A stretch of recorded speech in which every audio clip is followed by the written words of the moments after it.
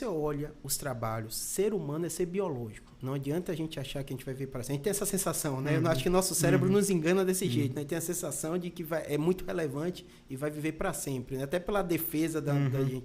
Quando a gente vai vendo, chega ali naquela fase dos 40, 50 anos, que é o próximo que a gente está vivendo, isso é um declínio mesmo na capacidade de memorização.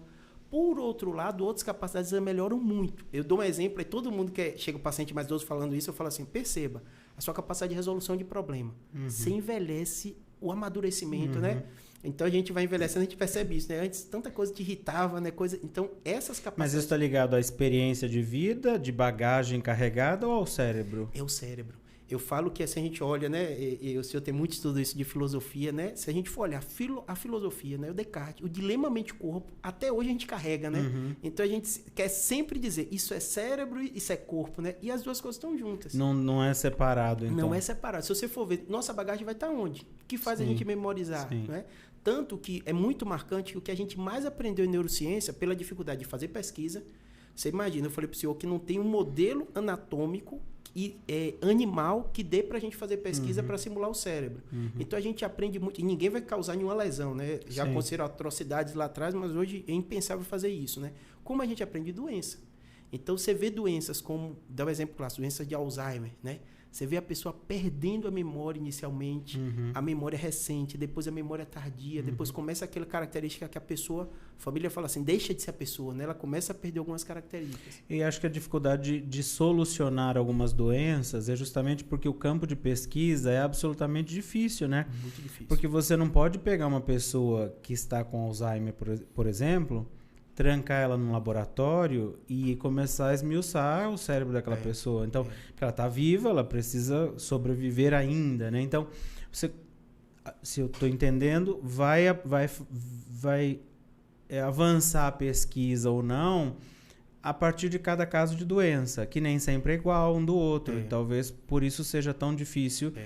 Por isso, talvez algumas doenças ainda não tenham respostas imediatas, como uma vacina contra aquilo, por exemplo. Perfeito. Né? Para você ter ideia como isso é recente, né?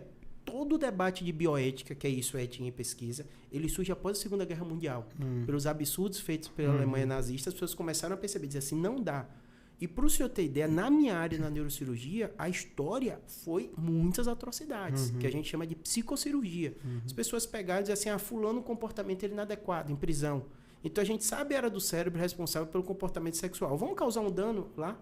Então, a história da psicocirurgia, os médicos fazendo, às vezes, tentando manipular ou mexer no cérebro, causava lesão, só que a pessoa ficava apática. Então, depois de um determinado momento, que aí depois a gente evoluiu a ressonância e tal, virou assim, vamos colocar assim, uma barreira grande de fazer qualquer pesquisa que pudesse envolver a questão do cérebro.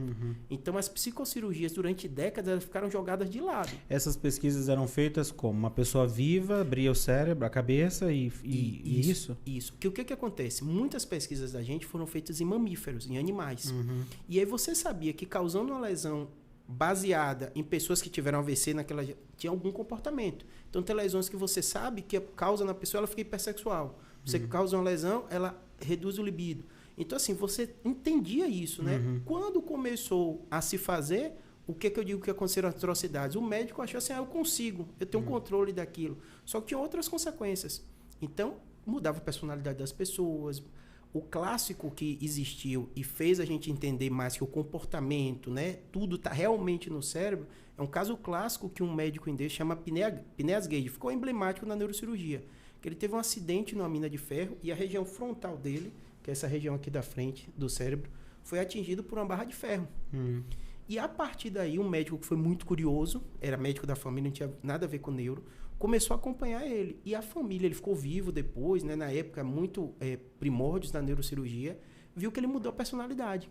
Então, era um homem de família, era um homem... De repente, o homem começou a jogatina, separou, começou a ter confusão, começou a ter briga, já em fase adulta, né, que não era esperado. Sim. E aí, a partir daí, começou a se fazer uma série de estudos e identificar que algumas áreas são responsáveis. Tanto que das psicocirurgias que foram feitas atrás no primórdio, que hoje completamente abolida, era causar lesão nessa região frontal.